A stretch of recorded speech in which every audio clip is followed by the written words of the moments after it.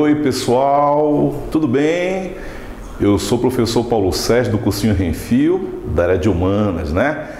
Estamos aqui te dando boas-vindas e vamos acompanhar, exatamente todas essas aulas aí que são preparatório para o Enem. Muito bem, querido aluno, querida aluna, estamos aqui mais uma vez. Agora vamos falar sobre a questão do tráfico negreiro, né?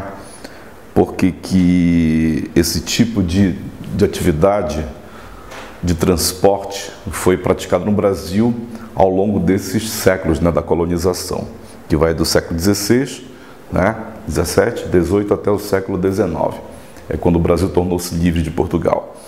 Bom, mas primeiramente nós temos que observar exatamente os traços característicos, da nossa economia ao longo destes séculos, Você sabe que o Brasil, durante os séculos 16, 17 e 19, ele foi uma típica colônia de exploração de Portugal. E por ser uma colônia de exploração, logicamente que o papel dele era exatamente abastecer a economia lusa, fornecendo matérias-primas, no início para o Brasil, que foi utilizado como mão de obra indígena, através do escambo, que era uma relação livre de trabalho, compensada com o pagamento de quinquilheiras e bugigangas.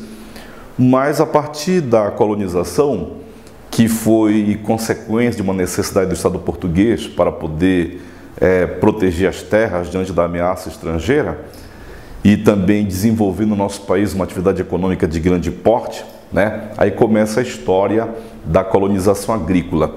Observe que na colonização nós tivemos inicialmente uma atividade associada à produção agrícola, associação com a terra, Então o perfil de exploração econômica foi exatamente a lavoura canavieira, A agroindústria canavieira, ela se desenvolveu ao longo da faixa litorânea, entre o litoral do Nordeste, a altura ali de Rio Grande do Norte, até a altura ali da Bahia de Todos os Santos, hoje está da Bahia, e algumas regiões, aqui do que se chama hoje de Sudeste. Então, ao longo dessa faixa litorânea, foram, digamos assim, desenvolvidos modelos de organização socioeconômica, os engenhos, que eram imensas propriedades rurais, e lá se destaca todo esse modelo de produção econômica, que é a lavoura canavieira. O Brasil tinha por dever a produção e exportação de mascavo, que é o açúcar rapadura, e começa a história do trabalho escravo. Não esqueça que as primeiras lavouras canavieiras estavam concentradas aqui no litoral de São Paulo, na Vila de São Vicente, que foi fundada por Martim Afonso de Souza em 1532. Mas no início, a mão de obra utilizada nessa região, São Vicente, era basicamente indígena, Aí começam os conflitos entre índios e colonos devido a essa questão do trabalho escravo, porque o índio não estava adaptado, a essa nova realidade de trabalho. No início era o escambo, e agora começou com a escravidão. Então, devido a essa resistência indígena e a apropriação da Igreja Católica no processo de catequização, e devido aos conflitos que aconteceram, especialmente a partir dos governos gerais, aí começou a história do tráfico negreiro para o Brasil. Então, vamos dizer que o tráfico negreiro ele vai começar exatamente aqui nessa época, por volta aí do século XVI, segunda metade.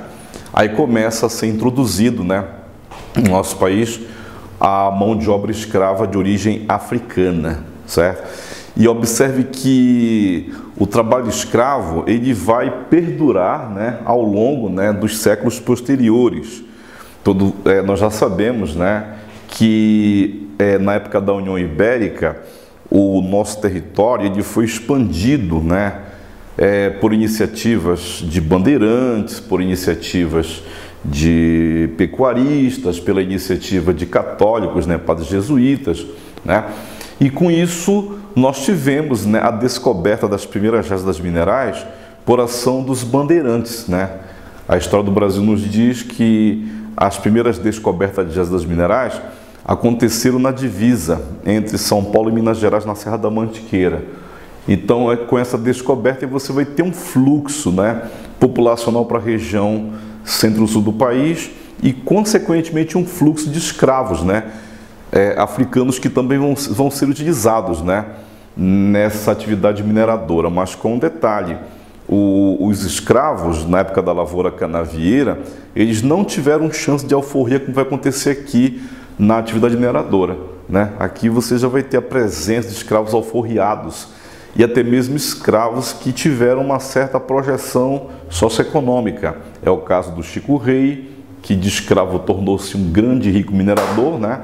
E Chica da Silva, que ficou famosa, né, pelos seus dotes sexuais. Chica da Silva foi adquirida por um nobre português, João Fernando de Oliveira, comprou a alforria de Chica e acabou sendo Chica uma das mulheres mais ricas, né, lá de Diamantina. Então isso mostra que o escravo, já do século XVIII, além de ter essa chance de alforria, ele já começa a ter participação ativa, né, na vida urbana, certo?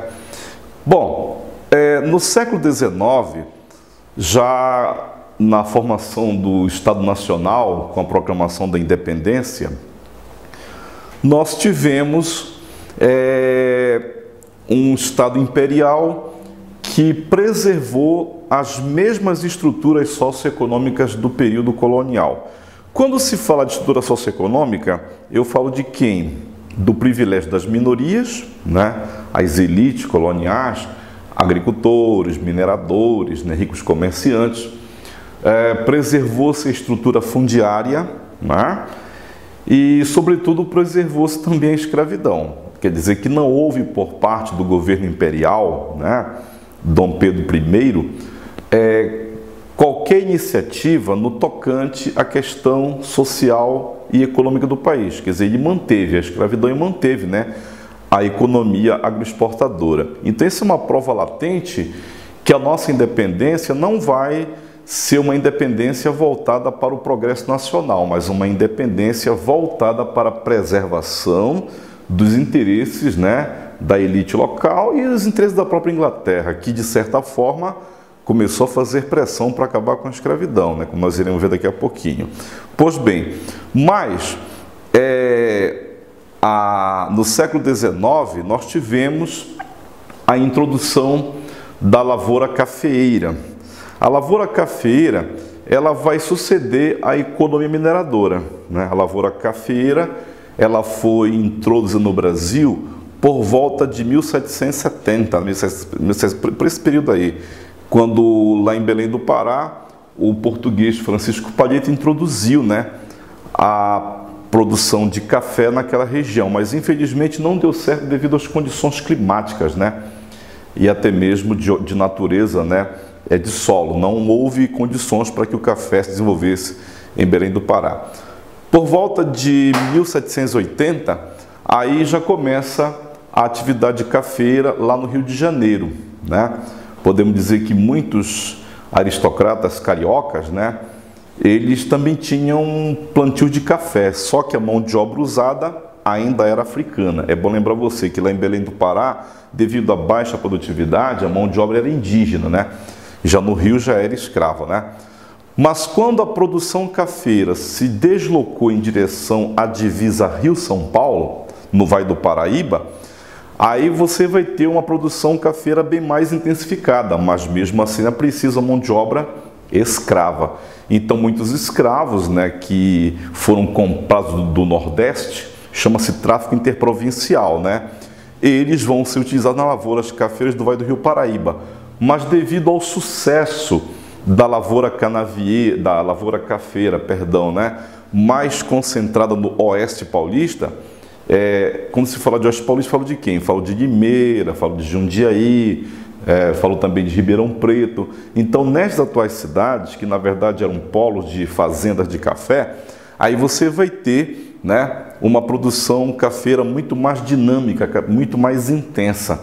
Mas só que tem um detalhe aqui: quando a produção de café atinge o Oeste Paulista, já está em vigor no Brasil uma lei que proibia o tráfico negreiro, que era a Lei Eusébio de Queiroz, como nós iremos ver daqui a pouco, né, nas leis abolicionistas. Então vamos ter aqui a introdução do trabalho do imigrante. O imigrante ele vem da Europa, né, e ele vai desenvolver atividades como colono, inicialmente, né, num sistema de parceria, que não deu certo, porque foi uma iniciativa particular e enganosa dos proprietários de terras, né, e depois deu certo com o sistema, né, de colonato, que foi uma iniciativa do próprio governo imperial. Então, vamos dizer que a transição do trabalho escravo para o trabalho livre assalariado, ele vai acontecer exatamente aqui, né? Na segunda metade do século XIX, quando a incorporação dos europeus, né, na lavoura cafeeira, né, vai provocar um surto muito mais desenvolvido de relação de trabalho, que vai ser o trabalho livre e assalariado. Então, de certa forma, é bom lembrar você que a história da escravidão no Brasil, ela está associada, né, a esses períodos da história, né, Brasil colônia, né, e Brasil império até a segunda metade do século XIX.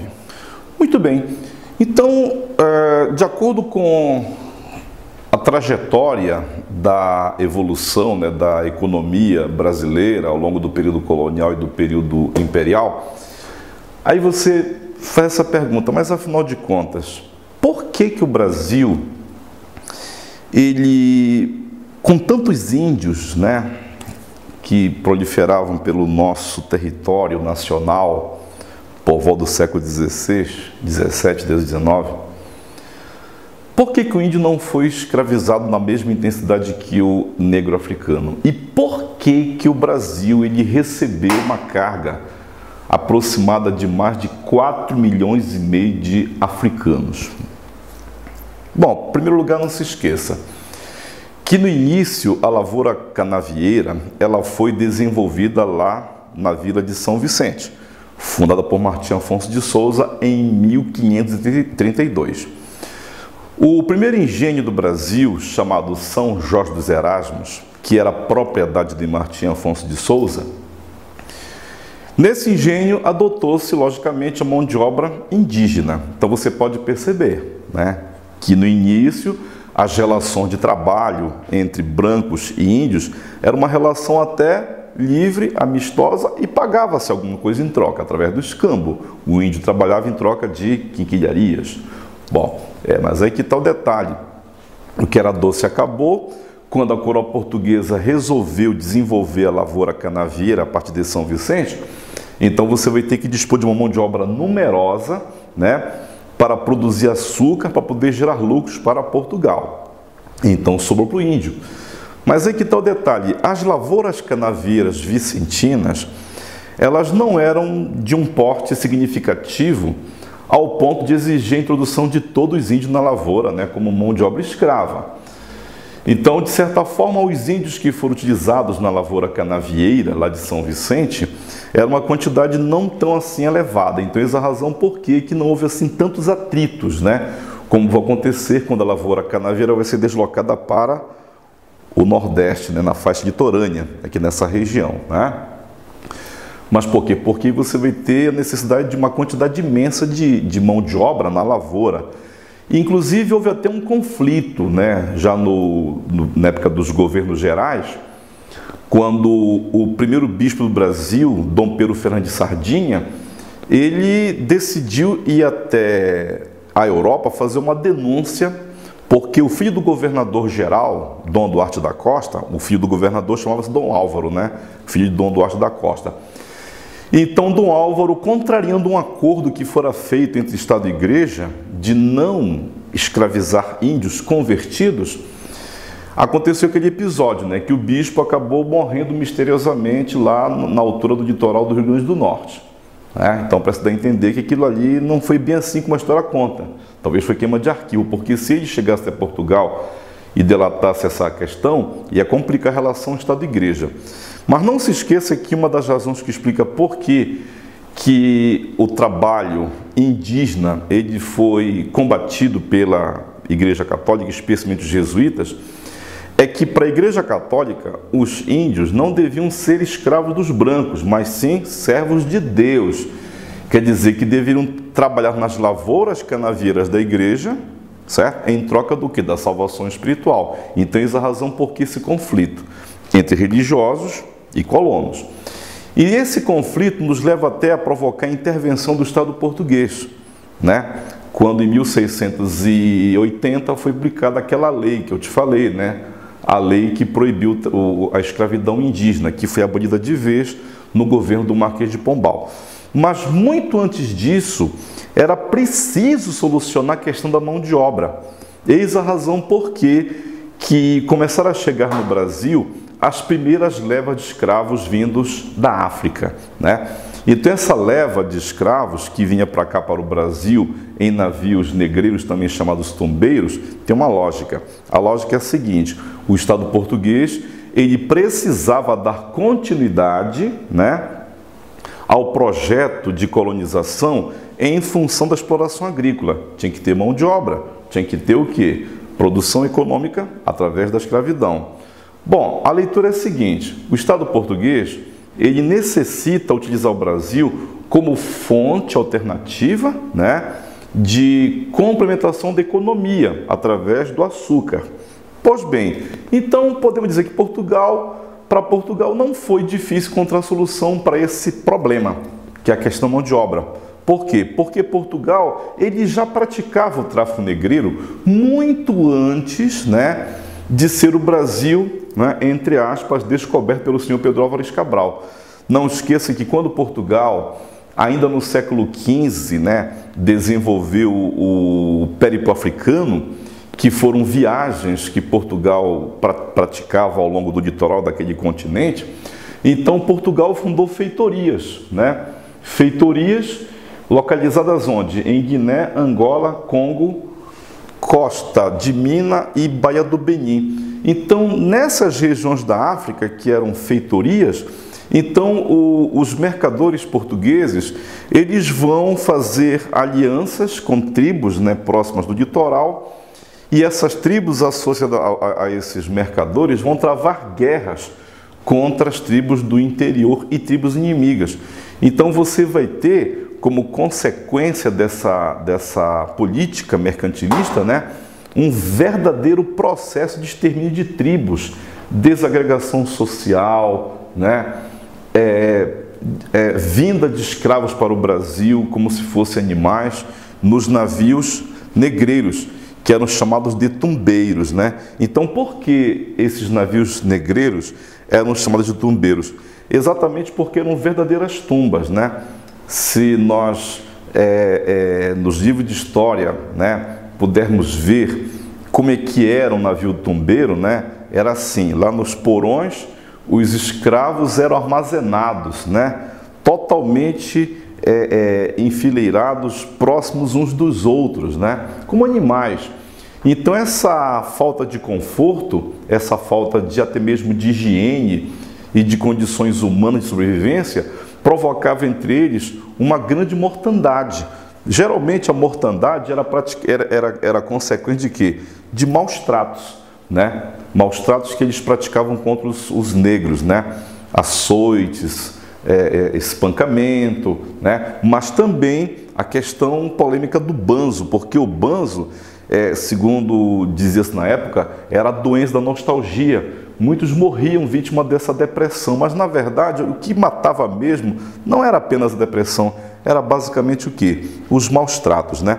Então, quando esses escravos eram transportados de lá da África para o Brasil nesses navios tumbeiros, é bom lembrar você que na literatura nacional nós temos um grande autor, né, chamado Castro Alves, né, da terceira geração romântica. Então, Castro Alves publicou um poema, né, chamado Navio Negreiro, onde ele narra, né, ele revela, transmite toda a sua dor acerca desse sofrimento que os negros sofriam, né, na longa viagem entre a África até o Brasil, uma viagem, por sinal, muito demorada, né? Então, nessa viagem pelo Atlântico, eles eram vítimas, né, desses atos de crueldade e desumanidade. E o pior não é isso, que quando os escravos chegavam no Brasil como mercadorias, né, a serem compradas pelos senhores de engenho, eles eram transportados para os principais portos do Brasil, né? Nas cidades de Salvador, na Bahia, Rio de Janeiro, né? Lá no Rio de Janeiro, e Recife, em Pernambuco. Eu vou lembrar você que a primeira capital do Brasil foi Salvador, né? Fundada por Tomé de Souza, né?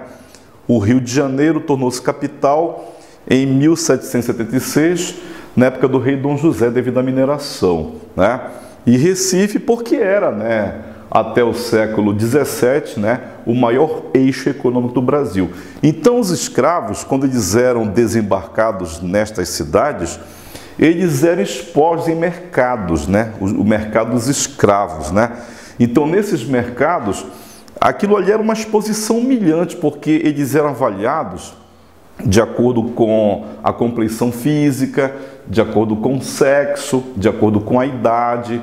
Então, de acordo com essas conveniências, que eles eram destinados para uma função social, né? Ou para ser escravo do eito. O escravo do eito era o mais valorizado, porque era o mais caro, era de compleição física robusta, né? Ou então escravo doméstico, né? Que era aquele que era utilizado, né, na casa grande para diversas funções, principalmente as mucamas, né, que eram, na verdade, objetos sexuais de seus senhores. Interessante que os escravos do eito, eles eram alojados na senzala e os escravos domésticos no porão da casa grande. Eu não esqueça que quando se fala de tráfico negreiro, foram para mais de 4,5 milhões, né, de africanos que vieram para o Brasil, transportados em navios negreiros chamados tombeiros, né? Pois bem, então é o seguinte, a utilização dos negros como trabalhadores braçais no Brasil, eles vão se desenvolver ao longo de toda a história da colonização, né? Período colonial, até mesmo na época do Império. Ou seja, foram para mais de 300 anos, né, de relação de trabalho marcado pela escravidão no Brasil, mas que vai mudar esse perfil somente já, né, na segunda metade do século XIX, né, com a vinda dos imigrantes. Então observe que no início a utilização da mão de obra escrava se concentrou nas lavouras canavieiras, concentradas basicamente ao longo do litoral brasileiro, né, com destaque para as zonas do Nordeste, Pernambuco, enfim. Mas a partir da descoberta dos minérios no centro-sul do país, nas regiões de Mato Grosso, Minas Gerais, Goiás, aí você vai ter também, né, a utilização dos escravos nas minas e nos garimpos, com um detalhe. Aqui, na época da economia mineradora, a chance de alforria para os escravos era muito mais possível do que na lavoura canavieira. Praticamente, né, nas lavouras canavieiras nós não tivemos essa possibilidade de chance de liberdade, né, que foi decretada a partir do século XVIII. Mas por quê? Porque a mineração rapidamente enriquecia o senhor. Então, muitos senhores enriquecidos com essa atividade, né, acabavam dando, né, carta de alforria para os seus escravos. Um exemplo disso é a Chica da Silva, né? Então, nós temos um exemplo, né, de utilização de escravos, né, em minas e garimpos, e que vão até mesmo ter, né, projeção social. Não apenas sendo o caso da Chica da Silva, que não era garimpeira, mas ela era uma escrava, propriedade de um senhor, né, que era dono de minérios, né?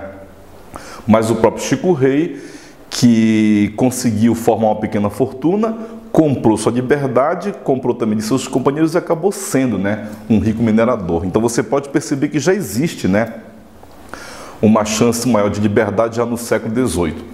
Mas é bom lembrar você que na lavoura cafeeira, nas lavouras cafeeiras, nós também tivemos a utilização de mão de obra escrava, principalmente na Baixa da Fluminense e também no Vale do Paraíba. É bom lembrar você que a Baixa da Fluminense é a utilização de escravos entre os séculos XVIII e século XIX.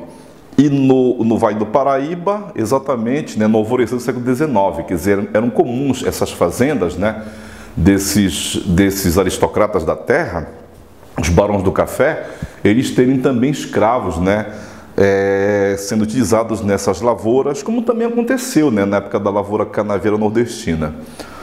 E também tivemos a introdução de afrodescendentes, né, na pecuária. especialmente pecuária nordestina.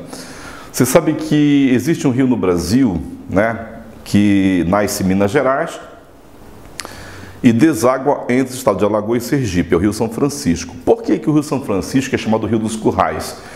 Exatamente porque ao longo dele tivemos, né, toda uma atividade pecuarista que foi praticada em fazendas de gado. Vamos dizer que essa elite pecuarista, no passado, eram aqueles mestiços, né, que eram pagos em forma de rebanho para o desempenho nessa função, porque na primeira pecuária nordestina do século XVI não se usava o escravo na lavoura, né, na pecuária, porque ele tinha que ser o quê? Utilizado na lavoura e não na pecuária, né?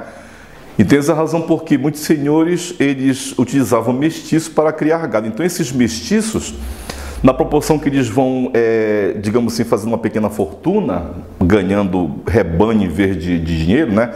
Então eles começam a criar gado ao longo do Rio São Francisco. Então ao longo do rio você vai ter, né, a utilização de afrodescendente, né? Podemos dizer que a elite pecuarista do Nordeste ela vai usar, né, os escravos afrodescendentes, né, nessas atividades pecuaristas, correto? E era comum um peão de boiadeiro, né, até com o tempo também ganhar, né, sua própria liberdade e ter suas próprias cabeças de gado, né? Mas é bom lembrar você que os escravos no século XIX, já na época do Brasil Império, eles foram utilizados, né, em diversas atividades urbanas, como escravo de aluguel. É o caso do alfaiate, o caso do carpinteiro, o caso do pedreiro, né? Quer dizer, diversas funções, até, digamos assim, de caráter liberal, operário, ele já começa a desenvolver essas práticas, né? Vamos dizer que era o escravo de ganho, aquele escravo onde ele trabalhava para o seu senhor, né, em troca da sua liberdade. Quer dizer, já começa a haver um novo perfil, né, das relações de trabalho, já principalmente a partir do século XIX. Mas não se esqueça que essas formas de trabalho, elas eram forçadas. E o trabalho forçado, logicamente, que ele vai, né, provocar uma resistência daquele que está sendo forçado a trabalhar, principalmente com mão de obra escrava sendo uma propriedade. É bom lembrar você que o escravo, sobretudo, era uma propriedade do seu senhor. Então, o senhor fazia o que bem entendesse com ele. Agora, dizer que os escravos foram literalmente conformados com a sua sorte, ledo engano, houve resistência. Assim como os índios resistiram fugindo, né, e atacando as vilas e aldeias portuguesas aqui no Brasil, mas também houve resistência africana no nosso país. E essa resistência, ela vai se manifestar, né, de várias maneiras. Tanto faz ser de forma passiva, como também de forma ativa, né? Podemos dizer que o candomblé, que era uma prática religiosa que foi trazida para o Brasil pelos africanos, ela foi preservada especialmente na senzala. Por quê? Porque a senzala, como eu disse a você em bloco anterior, a senzala era uma espécie de prisão-paraíso. Por quê? Prisão porque eles ficavam confinados, né, depois do longo trabalho extenuante na lavoura, lá no eito. Mas quando era noite, podiam na senzala praticar seus rituais. E o ritual é exatamente a questão do candomblé, que é o culto aos seus orixás, né? Então podemos dizer que a religiosidade africana ela não morreu, mas porque houve essa resistência, né, dentro das senzalas. Mas a capoeira, que no início era uma forma de dança, acabou se transformando num símbolo de resistência de luta, né? Quando eles vão se organizar em quilombos, né? E podemos dizer que a capoeira era uma forma de defesa e de ataque. No início, a capoeira ela foi até proibida nos terreiros, porque aquilo estava sendo muito já, né, chamativo. Então eles foram inteligentes. Eles vão aperfeiçoar esse tipo de dança, mas como forma de luta e resistência, né, contra as diversas formas de escravidão, né?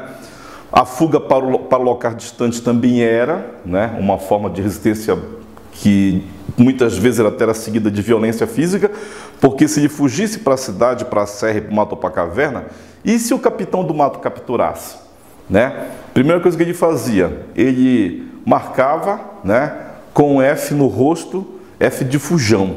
Então podemos dizer que fugir era uma coragem, né, mas em compensação, se a fuga não desse certo, ele podia ser muito maltratado, né? Mais do que se não fugisse. Podemos dizer que não fugir é uma resistência até passiva, né? E fugir é uma forma de resistência que é até ativa, mas aí que tá, se fugir, ele vai ser literalmente, né, castigado pelo seu feitor, certo? E também nós temos uma forma de resistência que foi o assassinato de feitores. É bom lembrar você que o feitor é o capataz da fazenda, né? E o capitão do mato era o negro, né, que era pago para caçar negros fugitivos no mato, também nas cidades, certo? Logicamente que, como eu falei para você, dizer que os africanos aceitaram, né,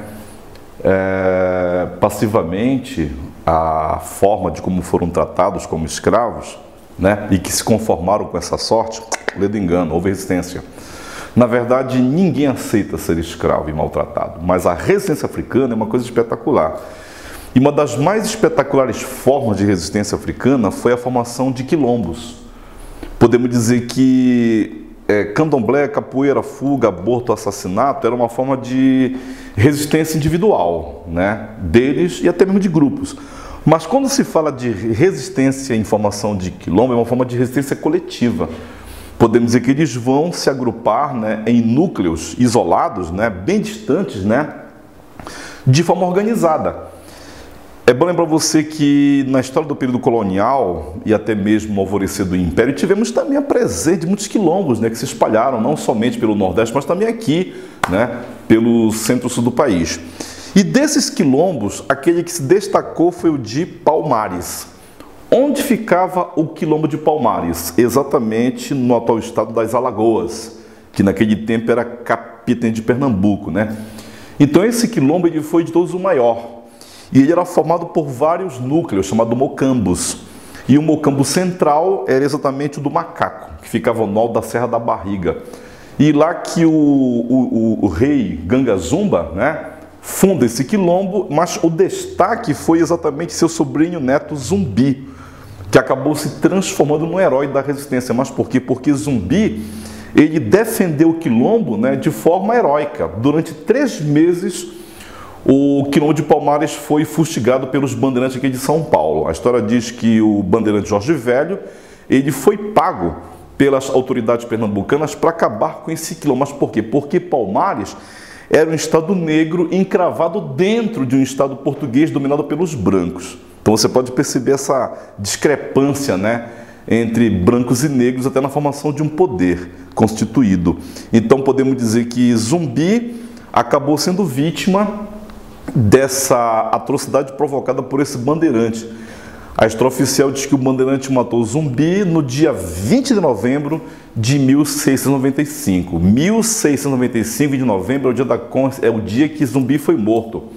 E a partir da nossa atual Constituição, né, adota-se o dia 20 de novembro como dia da consciência negra, né? É o momento que se referencia, né, a resistência africana, né, no nosso país. Então a escravidão, ela foi, sim senhor, né, também foco de resistência dos próprios escravos. Mas tem que ver o seguinte, que a partir da segunda metade do século XIX, com a consolidação do capitalismo industrial, que foi, digamos assim, obra da Inglaterra, ainda no século XVIII, né, podemos dizer que essa consolidação ela já vai exigir uma postura mais definida da Inglaterra e do mundo capitalista industrializado em relação à questão da mão de obra e do mercado consumidor.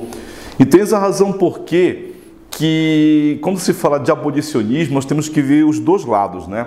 O abolicionismo como pressão internacional britânica e o abolicionismo como consequência de iniciativas dos políticos liberais do Império Brasileiro na segunda fase. Bom, quando se fala de pressão britânica, é bom lembrar uma coisa a você, querida e querida aluna, que a Inglaterra foi o país que financiou a nossa independência, lembra, né? Quando Dom Pedro proclamou a independência, né, junto a Portugal, o Brasil era Reino Unido, então houve uma exigência portuguesa, né? Uma indenização de 2 milhões. A Inglaterra, ela banca esse empréstimo e ela se compromete para a independência desde que o governo de Pedro I abolisse, né, o tráfico negreiro até 1836, só que essa lei não foi cumprida, porque 36 eram quem? Os regentes do Império. E os regentes representavam quem? Os aristocratas, quer dizer que a lei não foi cumprida por questões políticas, né? Em 1845, a Inglaterra publicou a Lei Bill Aberdeen, né? Podemos dizer que é uma lei internacional que proíbe de vez no mundo, né, o tráfico intercontinental e, ao mesmo tempo, dava à Marinha Britânica, né, o direito de aprisionar carga de escravos e de executar os infratores. Quer dizer, uma forma de pressionar, né, o Brasil, que era o maior traficante de escravos do mundo, né?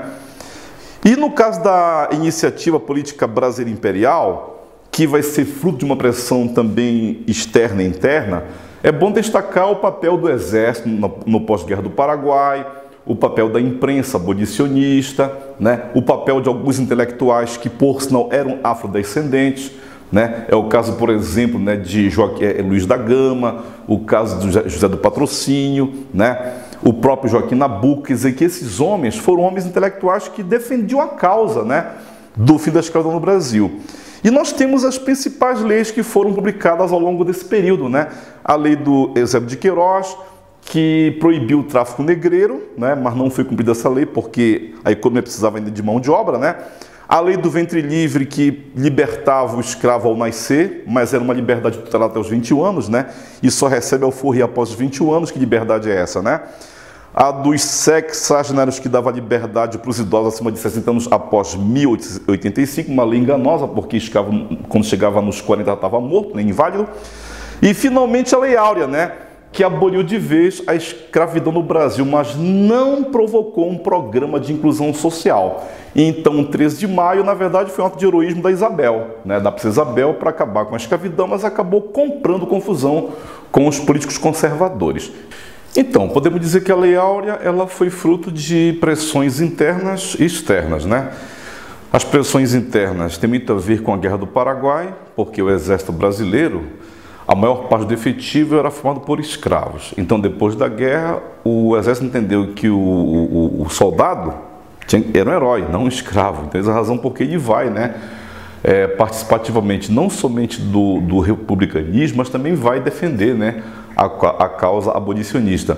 Mas também que viu o papel da imprensa, né? A imprensa foi de grande destaque para forçar, né, o governo imperial a libertar os escravos do cativeiro. E a pressão internacional, logicamente, é a Inglaterra e os efeitos, né, da própria Guerra da Secessão norte-americana, né, que praticamente aboliu a escravidão naquele país. E isso acabou exercendo uma forte influência, né, no nosso país.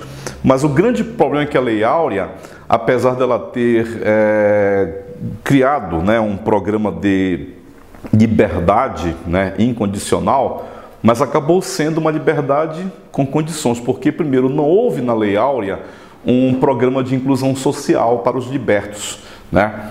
Quer dizer, o governo imperial ele só faz libertar, né, do cativeiro, né, um povo que durante muitos anos, né, foi submetido à condição de ser escravo, mas que não foi, digamos assim, beneficiado com um programa de inclusão social. É o caso, por exemplo, né, distribuição de terras, geração de empregos, um programa assistencialista social para que eles pudessem ser incorporados, né, também como cidadãos.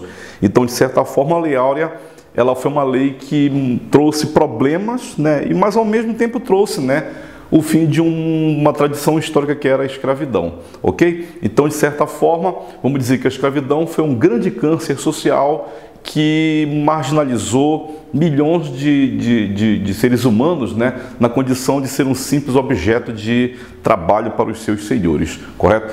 Então nós iremos ver no próximo bloco a influência cultural da África no Brasil. Ok, galera, ok. Olha, muito obrigado pela atenção dispensada aí, né? Eu agradeço a você por ter nos acompanhado nessas aulas, né, de humanas do Enem. É isso aí, olha, qualquer dúvida que você tiver, você acessa nosso site e lá você vai tirar todas as dúvidas acerca do Enem. Um abraço, sucesso na prova do Enem. Tchau, pessoal!